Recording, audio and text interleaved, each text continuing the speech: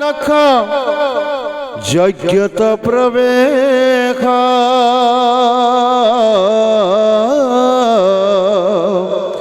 ভৈলন্ত দে বতাগন নিরুজ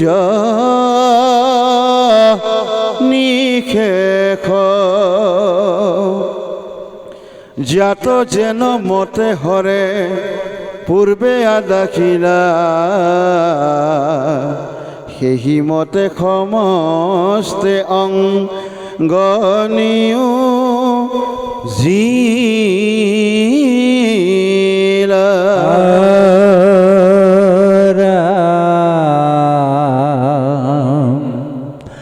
আনিলা বিচাৰি খবে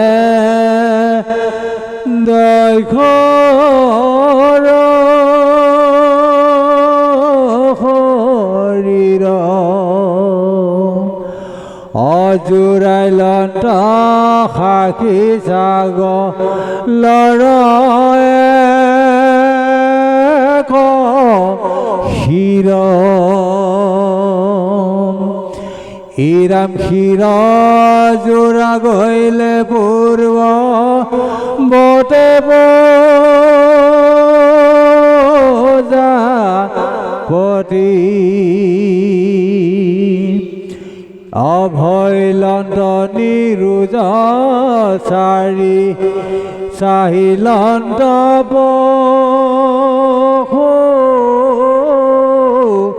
পতি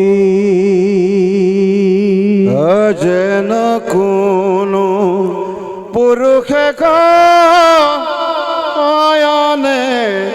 আছিলা নিদ্ৰায়েৰি জাগি যেন শয্যাত বহিলা সেই নয় দক্ষ উঠি বহিল সভাত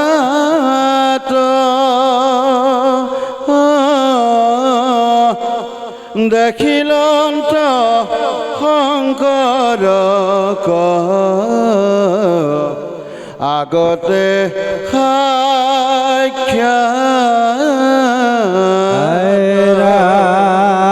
হৰ দৰ্শন দক্ষ ভৈলন্ত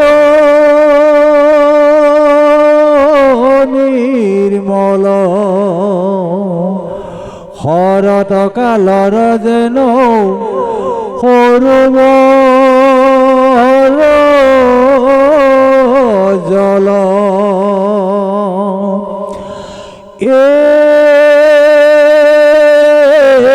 হৰ পখনে ভল পাত কৰ ক্ষয় কিন্তু লাজ ভয় শোকে হৃদয় দহয় দয় জ্যোতি নতি কৰিবাক কিছু নপাৰিলা শোকে গদ গদ দক্ষ বিস্তৰ কান্দিলা সতিক সুমৰি ভৈলা মৃতক পৰায় দুয়ো নয়নৰ নীৰ ধীৰে বহি যায় কটু বেলি শোক কতম মায়া প্ৰজাপতি লাজ এৰি হৰ কক লীলা স্তুতি নতি পালিউক প্ৰভু মোৰ দুখ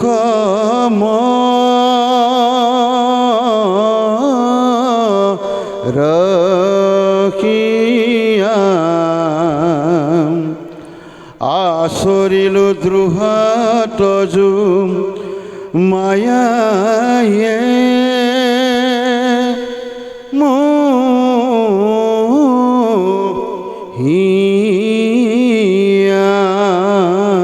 তুমি নিজ কৰ্ম কণ জানি সময় জাত কৰিলো আক্ষেপ দেৱ গণৰ সাক্ষাৎ নাহি প্ৰায়শ্চিত্ত মোৰ সিটো পাতে কৰ উদ্ধাৰিলা মোক দণ্ড কৰিয়া ঈশ্বৰ তুমি হে পালক আমি হব পশুপায় এতেকে কৰিলা দণ্ড মোৰ সমুদায় যতে কমাৰ মুনয়াখি তোমাৰ সৰ্জন দুখ সমী কৰা দেৱ আমাক ৰক্ষণ কৃষ্ণ পৰম শ্ৰদ্ধাৰ বাপাই সমস্ত ইতিপূৰ্বে পাঠৰ মাধ্যমেৰে আমাৰ এজন বাপে কিছু কথা আলোকপাত কৰিছিল শেহতীয়াভাৱে বৈশ্য বাপৰ দ্বাৰা পুনঃবাৰ অকণমান অৰ্থ মাধ্যমেৰে প্ৰকাশৰ ব্যৱস্থা কৰা হেতু তেওঁ আমাক জনালে আমি কালিও কৈছোঁ আজিও কওঁ আমি নিমিত্ত মাত্ৰ আপোনালোকৰ আদেশ পালন কৰিব যাওঁতে অনেক ত্ৰুটি অপৰাধ হৈছে সৰ্বটোক মৈখন কৰিব আমি কেৱল পদৰ মাধ্যমেৰে যিখিনি কৈছে তাকে কোৱা প্ৰয়াস কৰিছোঁ আমাৰ লগত সহযোগ কৰিব ভুল ভ্ৰান্তি ক্ষমা কৰিব কৃষ্ণ জয় গুৰু শংকৰ ইতিমধ্যে আপোনালোকে গম পাইছে সতী দেহত্যাগ কৰাৰ আগমুহূৰ্তত দক্ষৰাজ সতীৰ দেউতাক দক্ষ ৰজাই যি যজ্ঞ পাতিছিলে সেই যজ্ঞত শংকৰক অৰ্থাৎ মহেশক আমন্ত্ৰণ জনোৱা নাছিল যিহেতু দেউতাকৰ বাধা স্বত্তেও সতীয়ে মহাদেৱৰ লগত বৈবাহিক জীৱন অতিবাহিত কৰাৰ নিমিত্তে একমত হৈ শিৱক বৰ মানি শিৱক প্ৰভু মানি শিৱক স্বামী মানি শিৱক পতি মানি শিৱক গৰাকী বুলি ভাবি বিবাহ পাশত আবদ্ধ হৈছিল যিটো সতী আইৰ দেউতাক দক্ষৰাজৰ একেবাৰে পচন্দ নাছিল তৎসত্ত্বেও যেতিয়া সতীয়ে তেওঁ নিজৰ অনুসৰি নিজৰ জীৱনৰ পাতনি মেলিলে কিছুদিনৰ পাছত দক্ষৰাজে আগৰ দিনত ৰজা মহাৰজাসকলে যজ্ঞ পাতিছিল দাপৰ যুগত যিহেতু পূজা আছিল কিছুসকলে অশ্বমেধ যজ্ঞ পাতিছিল আচলতে ইয়াত এটা প্ৰশ্ন জাগে বাপাই সমস্তে কি কয় নাজানো দাপৰত ৰামচন্দ্ৰই কিন্তু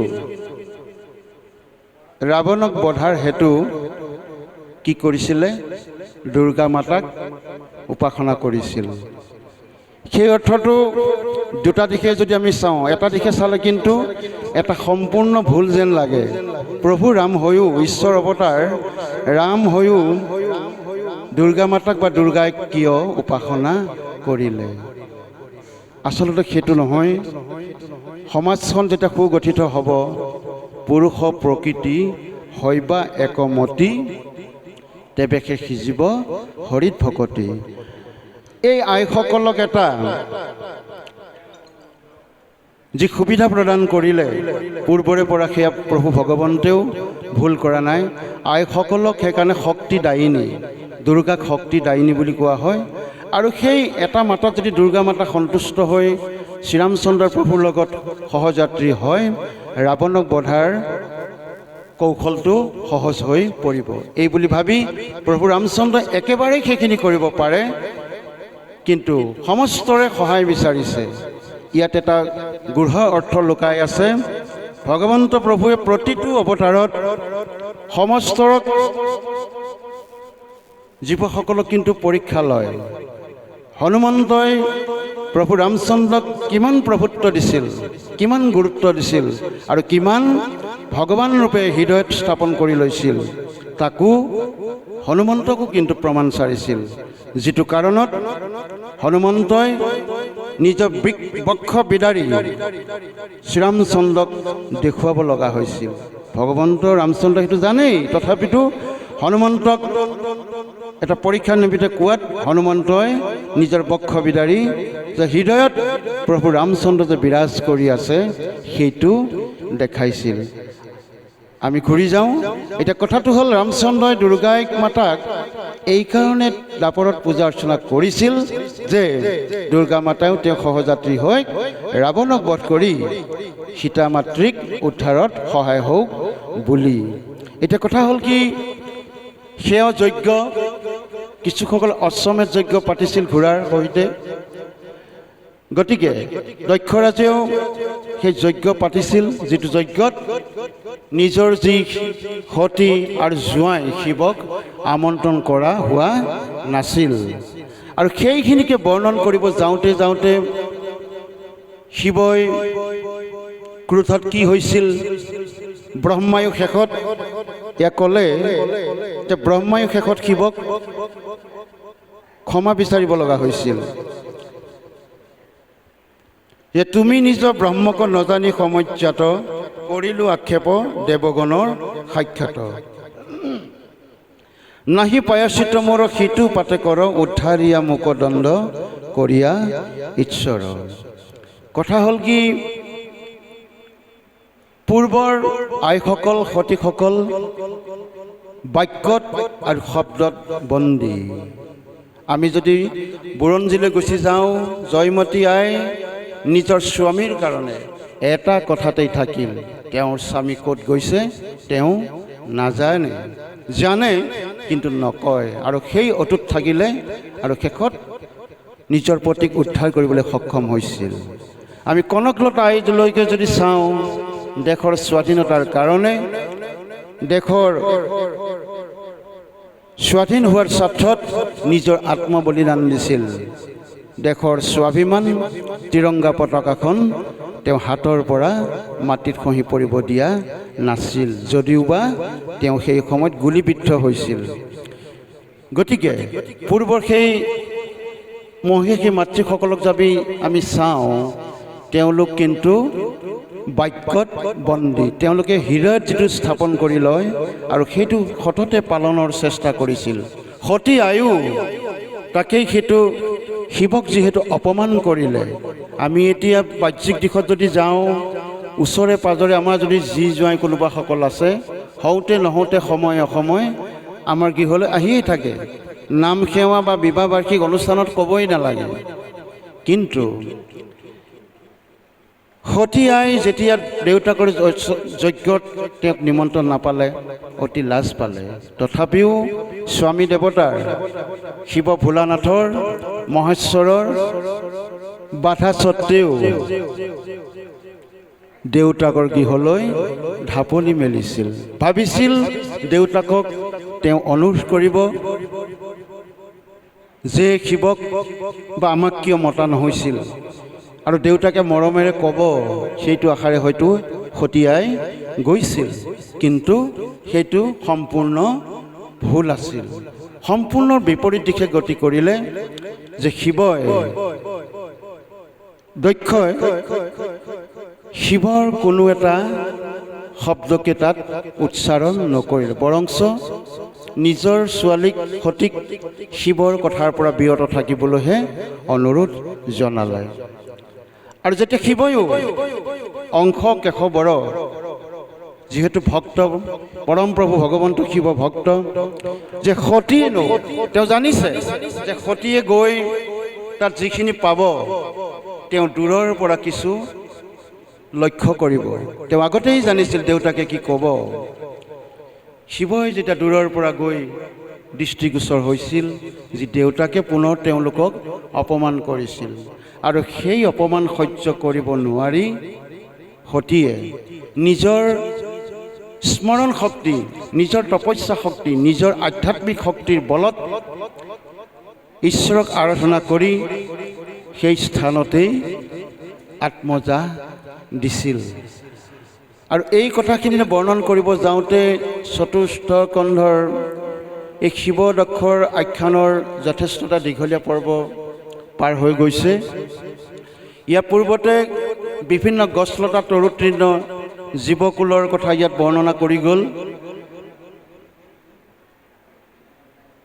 শৰতৰ কালত সৰোবৰৰ জলবিলাক কেনেকুৱা হৈ থাকে, নিৰ্মল হৈ থাকে, আকাশত জোনবাই কিমান পৰিষ্কাৰ হৈ থাকে, এইখিনি কথাখিনি বৰ্ণন কৰি কৰি আহি শেষত সেই সময়খিনি যি যজ্ঞ দক্ষই যজ্ঞ আৰম্ভ কৰিছিল এই সতীৰ দেহ ত্যাগৰ কথাখিনি শেষত আমাক উল্লেখ কৰিছে যে তুমি সে পালক আমি সব পশু প্ৰায় এতেকে কৰিলা মন্দণ্ড মূৰ সমুদায় যতক ব্ৰাহ্মণ আমি তোমাৰ সৃজন দুখ কমি কৰা দেৱ আমাক ৰক্ষণ। ব্ৰহ্মা বিষ্ণু ব্ৰহ্মা আৰু শিৱই সততে কাক কাকুতি কৰে। প্ৰভু ভগৱন্তৰ যেতিয়া সতীয়ে আত্মজা দিলে তথাকথিত কিছু কথা আছে। সতীৰ জীৱন ত্যাগৰ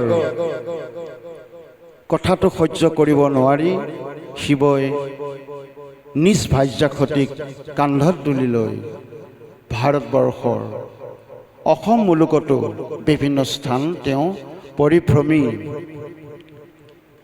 তথাকথিত মতে অসম ৰাজ্যৰ গুৱাহাটীস্থিত কামাখ্যা নামৰ ঠাইটো সতীৰ এক অংগ, উৱলি যোৱা অংগ খুলকি পৰিছিল। সেইটো সকলোৱে বিদিত, আইসকলে নিশ্চয় জানে।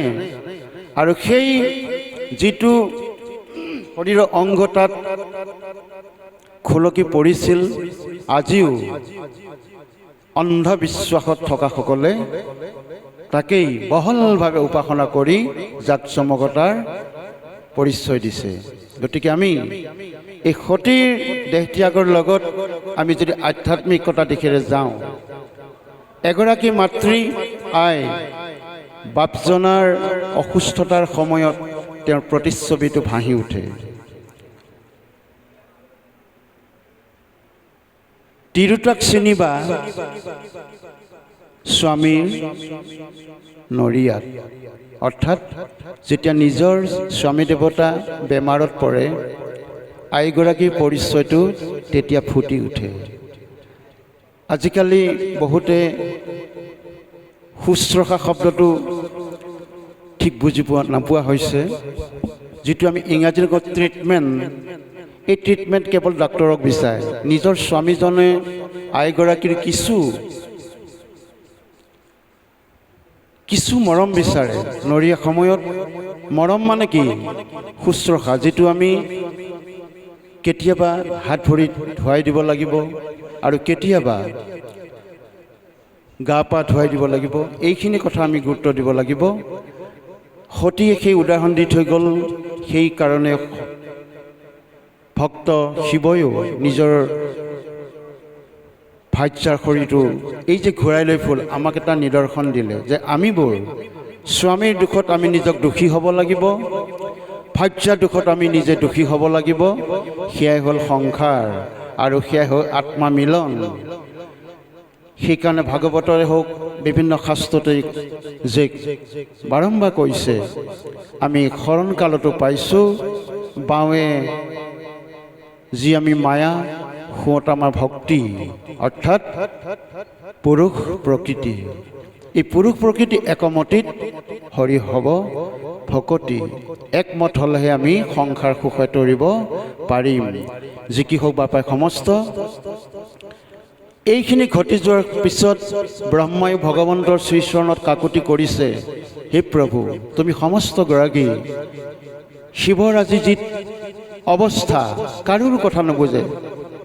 আমি জানো এটা তালপীয়া খুৱাব, শৱটো যেতিয়া আমাৰ শৰীৰটোৰ যেতিয়া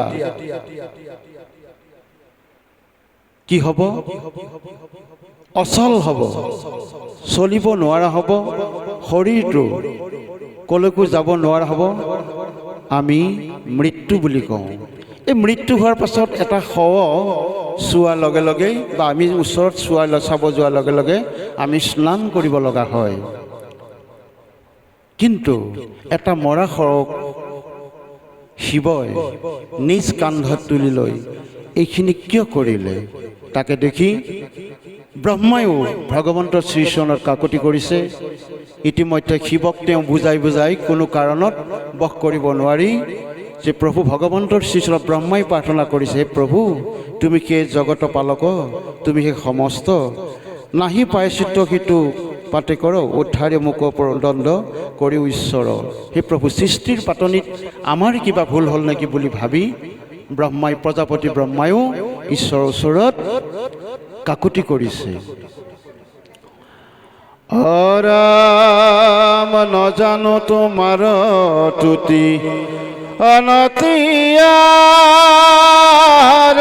ধন,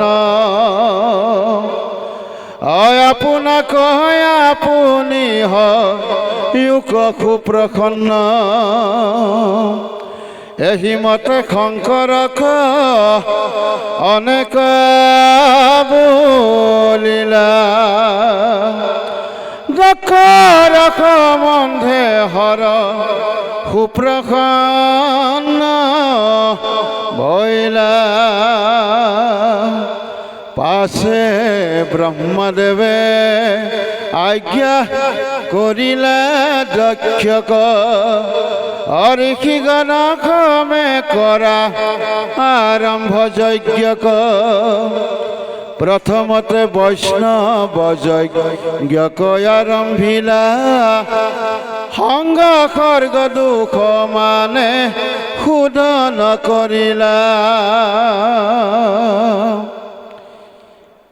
এই আমাৰ শ্ৰীমন্ত শংকৰদেৱ সংঘৰ বৰ্তমান সংবিধানত এটা কথা উল্লেখ থাকে, যি অপভজনা কৰিব, যি অপদেৱতাক পুজিব তেওঁক সংসৰ্গৰ পৰা আঁতৰাই ৰাখে।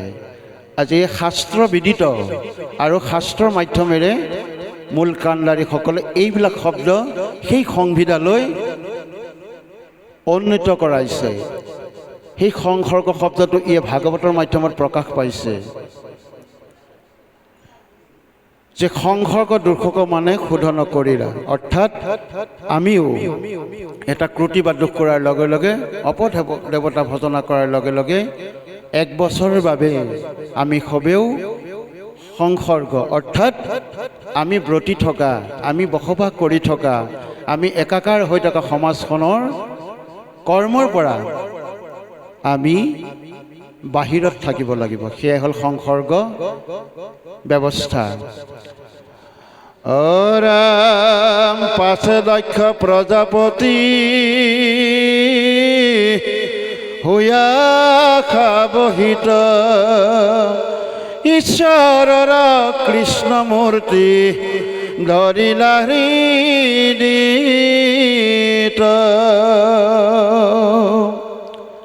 যেতিয়া ব্ৰহ্মাৰ প্ৰবচনত দক্ষই শেহতীয়াভাৱে কথাখিনি বুজি পালে, ঈশ্বৰ কৃষ্ণমূৰ্তি ধৰিলা হৃদিত, তেতিয়া হৃদয়ত ভগৱন্তৰ শ্ৰীচৰণতে ক্ষমা বিচাৰিছে, হে প্ৰভু মোৰ অহংকাৰৰ বাবে আজি মোৰ জোঁৱাই অপমান কৰাৰ বাবে নিজ কন্যাই মোৰ সন্মুখতে দেহ ত্যাগ কৰা এটা প্ৰতিচ্ছবি মই দেখা পালোঁ। হে প্ৰভু তুমি মোক কৃপা কৰিবা, মোক উদ্ধাৰ কৰিবা। ৰাম শৰীৰৰ কান্তি দখো দিশ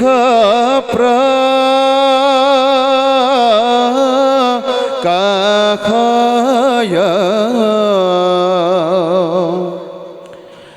একেবাৰে যেন কোটি সূৰ্যৰ উদয়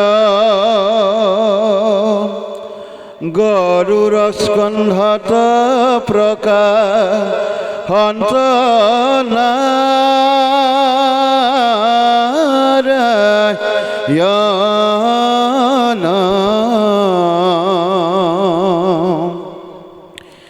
নিস্তেজ কৰিয়া যত সবাস গণ যেতিয়া দক্ষই আদি কৰি সমস্ত ভগৱন্তৰ শ্ৰীচৰণত নিজৰ প্ৰাণ নিজৰ হৃদয় সচ্চিন্তাৰভাৱে হৃদয় স্থাপন কৰিব ধৰিলে স্তুতি কৰিব ধৰিলে সেই সময়ত যে নামত চিন্তিলন্ত দেৱ মাধৱক সেই মুহূৰ্তত দিলা সেই ৰূপে দেখা সাক্ষাতে দক্ষক আৰু তেতিয়াই প্ৰভু ভগৱন্তই শৰীৰৰ ক্ৰান্তি দকুটিক প্ৰকাশ কৰি তেওঁ গুচি আহিল ক'ত তেওঁ বাহন গৰুৰ স্কন্ধত উঠি প্ৰভু ভগৱন্তই সেই স্থানত প্ৰৱেশ কৰাৰ লগে লগে এটা সূৰ্যৰ যিমান প্ৰবল শক্তি এটা সূৰ্যৰ পোহৰতেই দুপৰীয়া হ'লে আমি গৰমত তাপিত হৈ থাকোঁ গৰমত আমি ওলাব নোৱাৰোঁ ৰ'দৰ তাপত আমি ওলাব নোৱাৰোঁ প্ৰভু ভগৱন্তৰ সেই স্থানত বিদ্যমান হোৱাৰ লগে লগে যেন কোটি সূৰ্যৰ উদয় হৈছে তেনে এক ভাৱ প্ৰকাশ হৈছে গতিকে বাপাই সমস্ত প্ৰভু ভগৱন্তক দৰ্শন কৰাটো খুব ইমান সহজ নহয় আমি নিজৰ অহংভাৱৰ বাবে কিছুসকলে অদ্যাপি এতিয়াও হয়তো এই স্থানলৈ প্ৰৱেশ কৰিব পৰা নাই গতিকে আমি প্ৰভু ভগৱন্তৰ দৰ্শনটো কৰাৰ দূৰৰে কথা ভকত সমাজত আহি এবাৰ মোৰ দুৱাৰো আমাৰ সময় তাকৰ যদি ভকতক উদ্ধাৰৰ নিমিত্তে প্ৰভু ভগৱন্তই গৰু স্কন্ধত আহি কোটি সূৰ্যৰ জ্যোতিক যেন প্ৰকাশ পায় সেই সময়খিনিক উল্লেখ কৰিছে কৃষ্ণ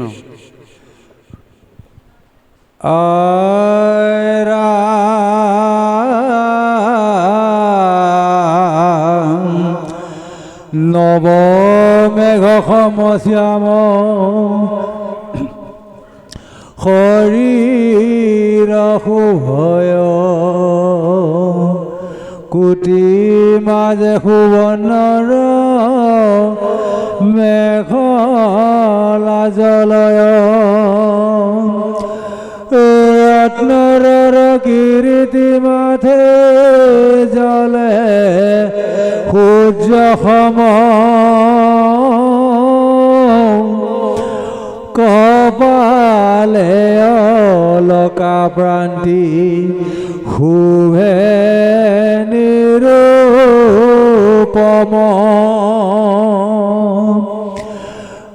ফুল কমল সম বদন মণ্ডল ৰত্নৰ কুণ্ডল দুই শুভে গন্ধস্থল ৰত্নৰ লান যেন ভুজ স্তখন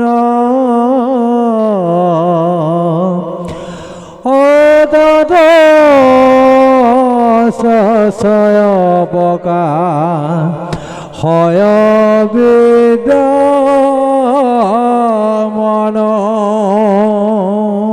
কৃষ্ণ বাপে সমস্ত ভগৱন্ত প্ৰভুৰ ৰূপ বৰ্ণনাখিনি ইয়াত প্ৰকাশ কৰিছে কোটি সূৰ্যৰ সমজি জ্যোতি সেই কথাখিনি কৈছে নৱমেঘ আমি নৱ মানে জানো নতুন মেঘ মানে আমি জানো শ্যাম শৰীৰ শুভয় প্ৰভু ভগৱন্ত শৰীৰটোৰ শ্যাম বৰণ কিয় হ'ল?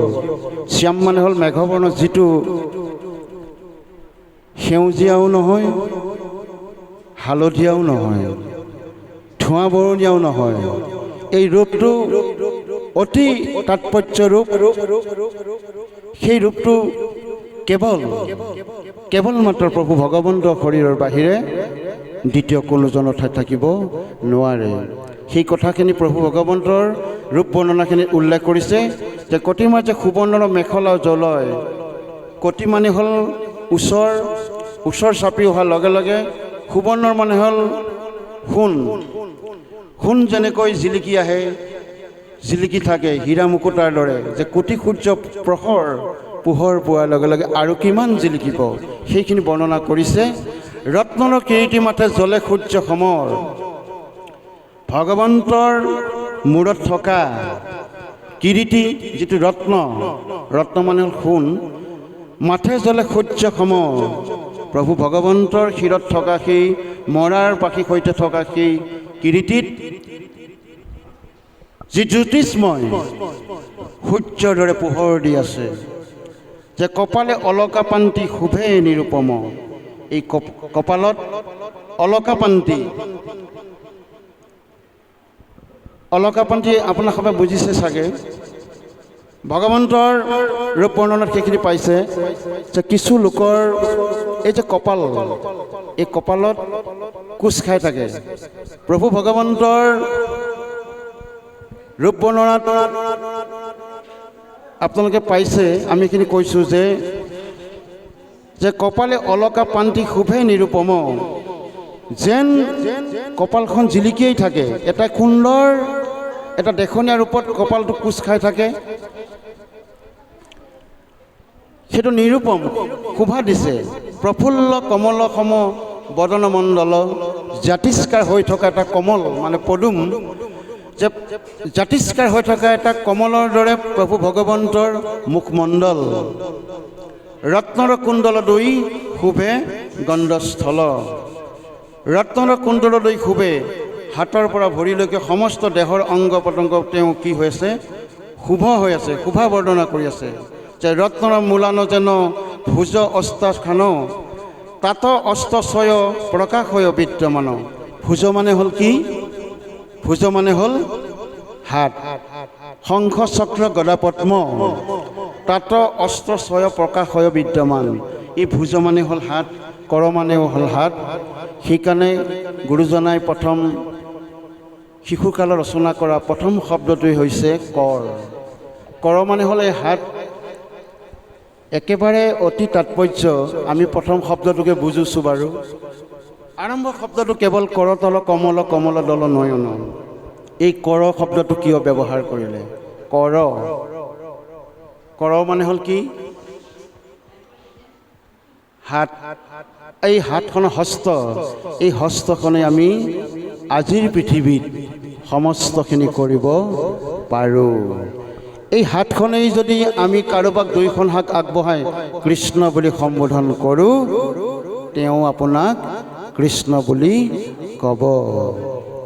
এই হাত দুখনৰ ইমান গুৰুত্বপূৰ্ণ আছে যে মই কিবা এটা দান কৰিছোঁ, এই হাতখনে কিন্তু বাধা দিব নালাগে।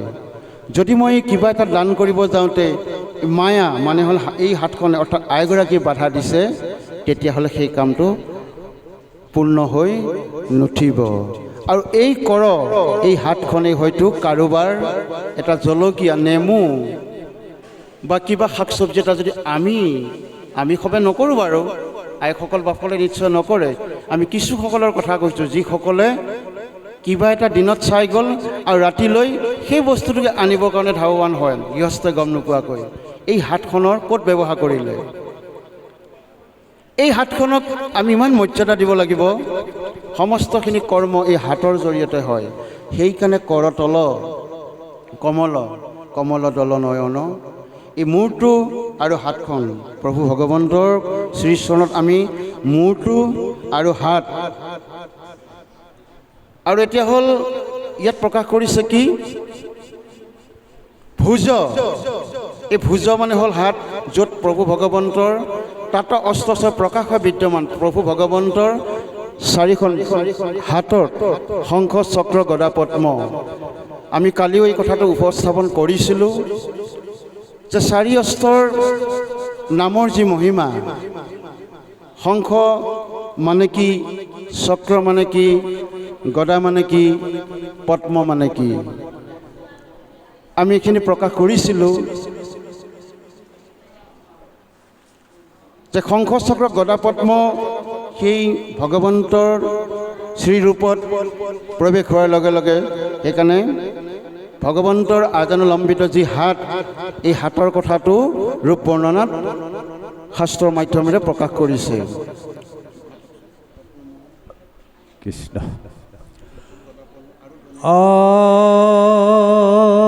শংখ শংখ চক্ৰ গদা পদ্ম ধনু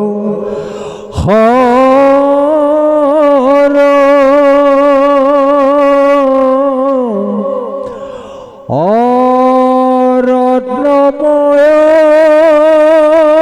বাৰো খানা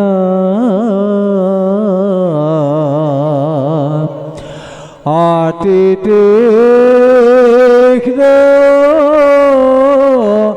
তৰ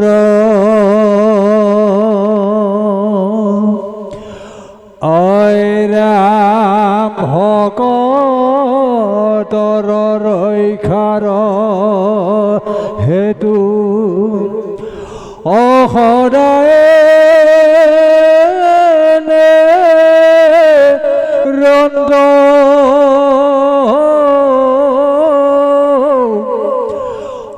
পিন্ধি আছা ৰত্নময় ৰত্ন ভূষণ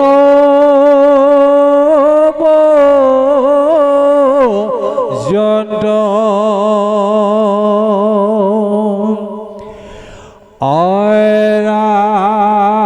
ৰামাজো আজানুলম্বিত বন মালাপেত বাস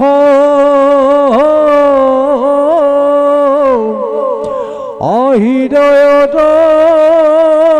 লক্ষ্মী দেৱী কৰত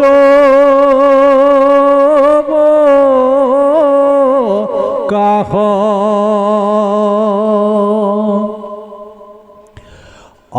দুই পাশে দুই শুক্ল অসামৰে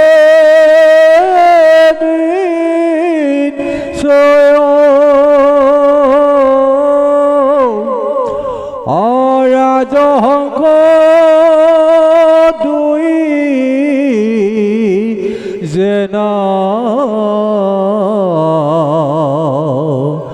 সদায়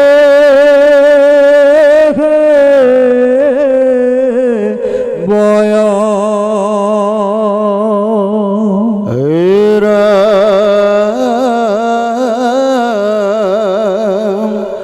ধৌল বৰণ ছত্ৰ মাথাৰ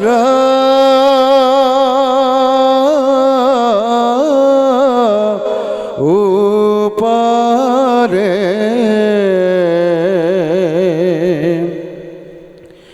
প্ৰকাশন্ত যেন পূৰ্ণি মাৰখ ধৰে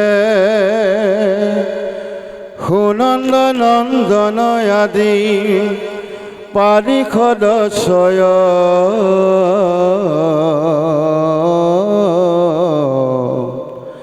হাৱহিত হুয়া সহ্য অজনে উপায়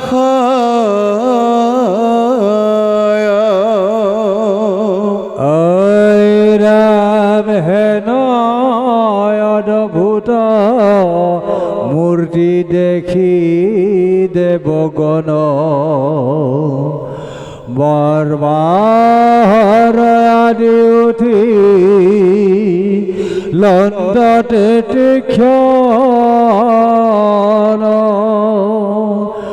পৰে নমিলন্ত মাথে বেআথে বেথে দণ্ডবতে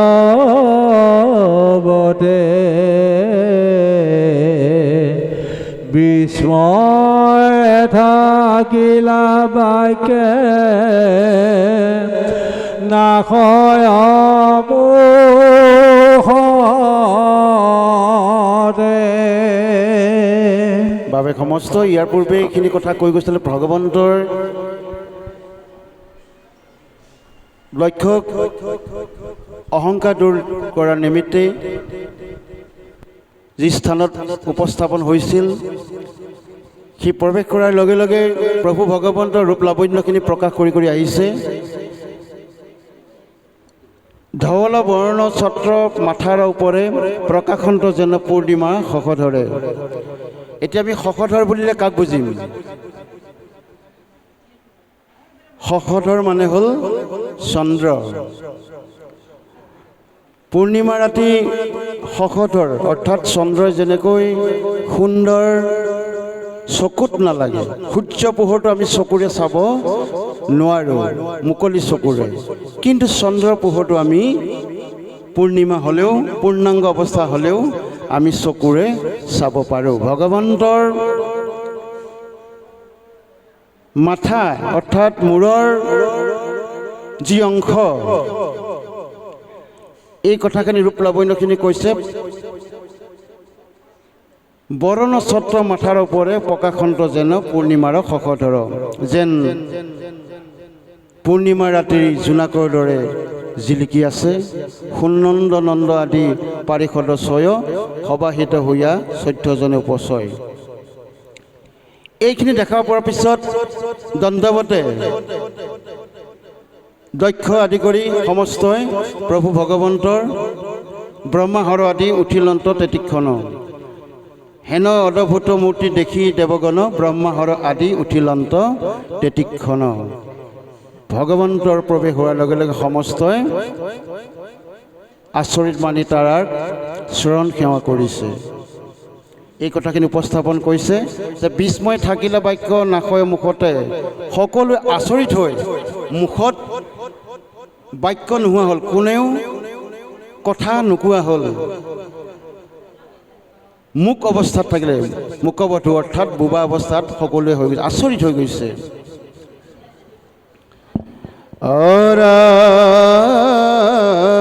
ভৈলন্ত নিস্তেজ খবে গুচিলা প্ৰকাশ আদিত্য উদয়ে যেন নক্ষত্ৰ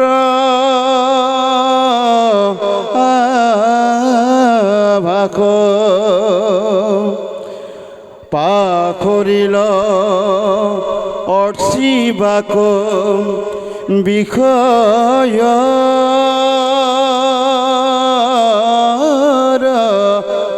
ক্ৰম সমস্তৰে আপোনাৰে ভৈলন্ত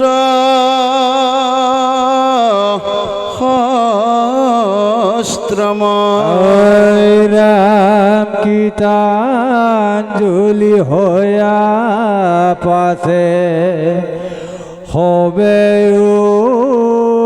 ৰহিলা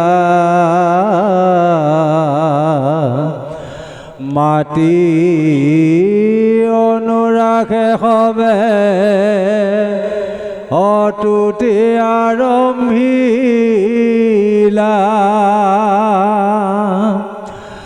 দৈখৰ বজাৰ গপতি বৰমাৰ পুৰন্দৰ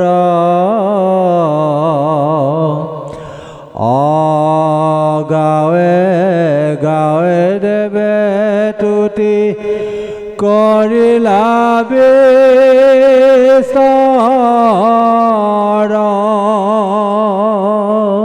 কৃষ্ণ ভগৱন্ত পৰম পুৰুষ আৱিৰ্ভাৱ হোৱাৰ লগে লগে মুখবধূ হিচাপে সমস্ত মাত হৰি গ'ল। কীৰ্তনজলি শুই পাছে সবাই ৰহিলা। ভগৱন্তৰ দেখা পোৱাৰ লগে লগে সমস্ত কি আমি এতিয়া ভকতৰ দৰ্শনৰ কাৰণে সমস্ত ইয়াত আহিছে। ইয়াত সমস্তৰে কল্যাণ হ'ব যিসকলে ইয়াত মূৰ দোৱাই প্ৰভু ভগৱন্তক বাংময় মূৰ্তিস্বৰূপ সিংহাসনৰ ওচৰত বৈকুণ্ঠৰ কল্পতৰ ভাগৱত শাস্ত্ৰ ইহাৰ উত্তম ফল হৰি নাম মাত্ৰ। এই বৈকুণ্ঠৰ মহাফল ভোগ কৰিবলৈ আপোনালোকে আহিছে এই স্থানলৈ। আপোনালোকক আজি ইয়াত প্ৰভু ভগৱন্তৰ কৃপা লাভ কৰিছে। গতিকে স্বয়ং প্ৰভু ভগৱন্তই সেই স্থানত বিৰাজ হোৱাৰ লগে লগে কীৰ্তনজলি হৈ সকলোৰে তাত মুখবধুৰভাৱে ৰৈ আছে। কৃষ্ণ হৰি মতি অনুসাৰে সবে তুতি আৰম্ভিলা। এতিয়া মতি অনুসাৰে যোনে যিভাৱে জানে, ইয়াত সমস্তই হয়তো ঘোষা গাব নাজানে, সমস্তই হয়তো ইয়াত থকা সকলোৱে পাঠ গাব নাজানে, কিন্তু ইয়াত গুহাৰ্থ মই ভাবোঁ মানৱ জীৱনত প্ৰভু ভগৱন্তই বিৰাজ কৰি থাকে।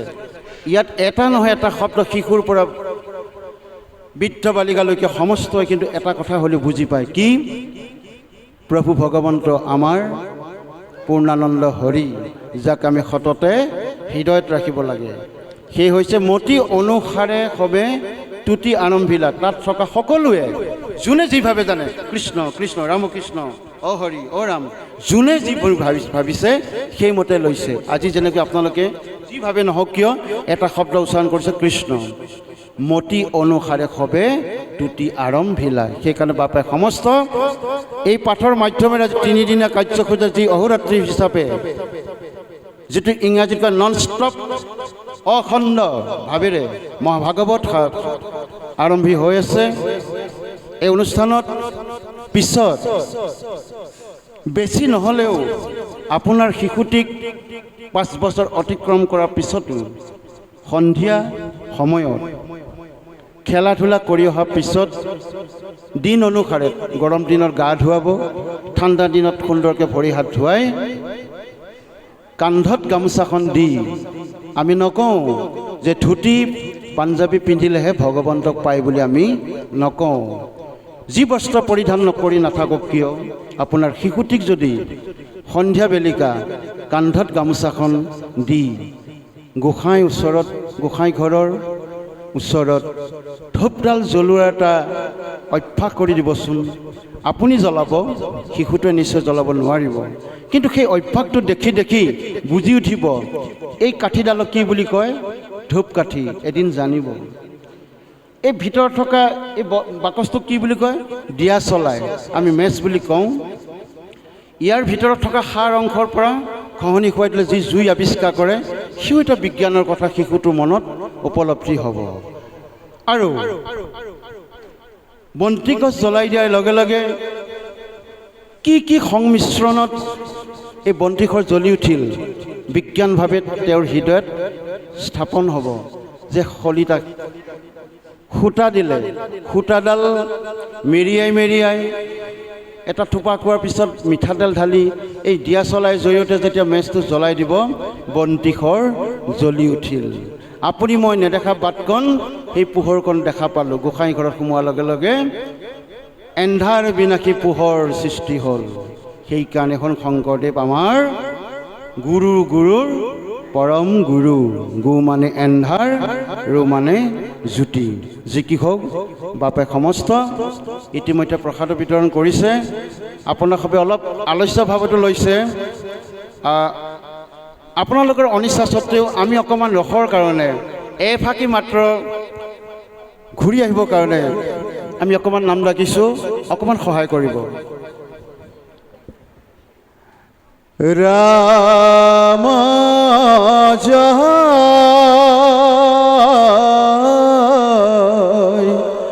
হৰি জয়,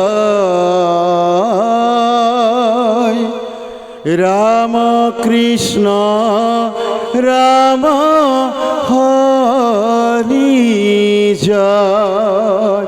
ধরো, রাম জয় হরি জয় রাম কৃষ্ণ রাম হরি জয় রাম কৃষ্ণ জিতু সততে সুঁৱৰি তাৰ আৰ কত ভয় হে ৰাম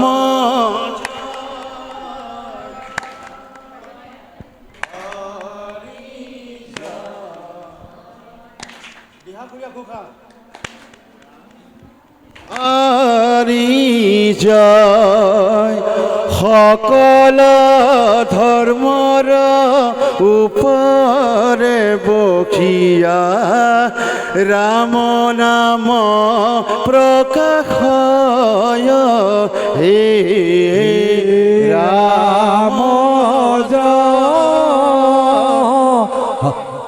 হরি জয় রাম কৃষ্ণ রাম হরি জয় রাম কৃষ্ণ নাম কীর্তন বিনাই রাম কৃষ্ণ রাম জয় হে রাম জয় হরি জয় রাম কৃষ্ণ জয় রাম কৃষ্ণ রাম কীর্তন কৃষ্ণর কৃপার মন্দিত হয় হে রাম জয় হরি জয় রাম কৃষ্ণ হরি হে আমি দুতলত যাওঁ রাম জয় হরি জয় রাম কৃষ্ণ রাম হরি জয় রাম জয় হরি জয় রাম কি হরি জয় রাম কৃষ্ণ নাম কীর্তন প্রসাদে হরির বল্লভ হয় হে রাম রাম জয় হরি জয় রাম কৃষ্ণ হরি রাম কৃষ্ণ নাম কীর্তন করিয়া হরি কবচ করয় হে রাম জয় হরি জয় রাম কৃষ্ণ হরি রাম কৃষ্ণ নাম কীর্তন করিয়া হরি কবচ করয় হে রাম জয় হরি জয় রাম কৃষ্ণ রাম হরি জয় রাম কৃষ্ণ রাম হরি জয় রাম কৃষ্ণ রাম হরি জয় কৃষ্ণ শেষত কি ক'লে বাপাই সমস্ত ৰাম কৃষ্ণ নাম কীৰ্তন কৰিয়া হৰিক বৎস কৰয় এই ভাগটো আপোনালোকে হাতৰ চাপৰি ধৰিলে আপোনালোকৰ ইমান সময় বহি বহি আমনি পাই থকা শৰীৰটোৱে কিছু যিটো ইংৰাজী এনাৰ্জি বুলি কয় এটা উপশক্তি আপোনালোকে পালে শৰীৰ সঞ্চালন কৰিলে যিটো অৱস ভাৱটো দূৰ কৰিলে আৰু তাৰ মাধ্যমেৰে আন প্ৰকাৰে আমি গুচি গ'লোঁ প্ৰভু ভগৱন্তৰ অলপ গুণানুকীৰ্তনো কৰিলোঁ। য'ত প্ৰকাশ পাইছে ৰাম কৃষ্ণ নাম কীৰ্তন কৰিয়া হৰিকো বৎস কৰে। আপোনাক সবে প্ৰভু ভগৱন্তক সেই বৈকুণ্ঠত নাই, কিন্তু আপোনাক সবৰ মাজত আছে। এই চাপৰিৰ মাধ্যমেৰে, এই নামৰ মাধ্যমেৰে আপোনাক সবে নিজক আজি ভগৱন্তক আপোনালোকৰ হৃদয়ত স্থাপন কৰালে হৰিক নামেৰে বৎস কৰিব পাৰে। প্ৰভু ভগৱন্তক ধন ঐশ্বৰ্য বিভূতিৰে বৎস কৰিব নোৱাৰি, তাকেই প্ৰকাশ কৰিলে ৰাম কৃষ্ণ নাম কীৰ্তন কৰিয়া হৰিক বৎস কৰয়। আপোনাৰ সবে আজি ধন্য, প্ৰভু ভগৱন্তক বৎস কৰিছে। গতিকে আমি পুনৰ উভতি যাওঁ, যিখিনি এৰিছোঁ আমি আকৌ আগবাঢ়ি যাওঁ পাঠৰ মাধ্যমেৰে।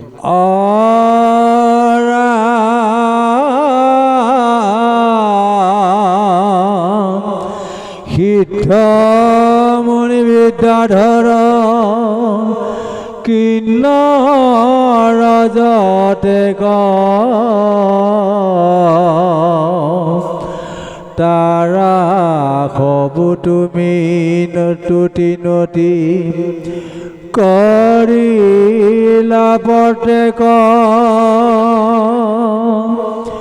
কৃষ্ণ দৰ্শনে আনন্দৰ সীমা নাই।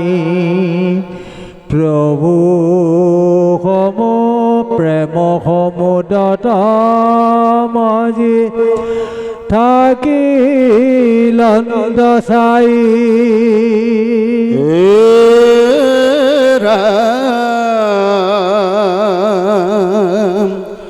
শুনা খবা খদ পদ মহাভাগৱত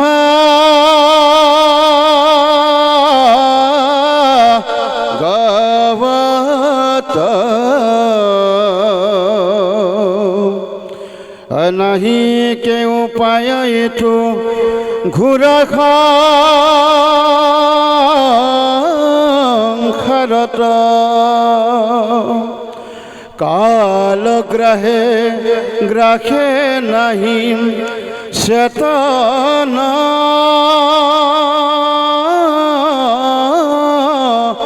গাৱত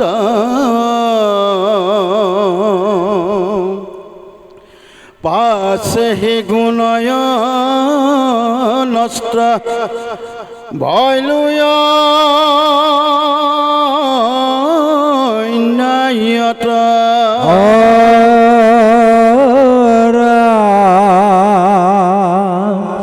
হে ন জানি কৃষ্ণ কথা কৰি কীৰ্তন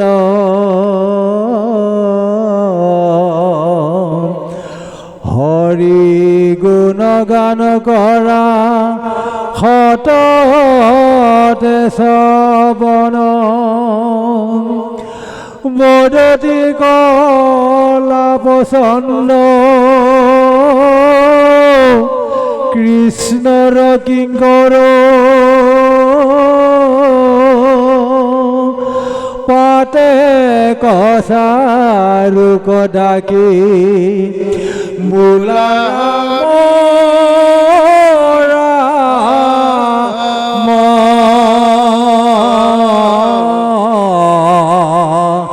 হৰি ৰাম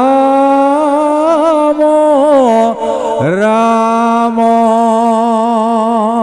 ৰাম হৰি ৰাম ৰাম ৰাম কৃষ্ণ।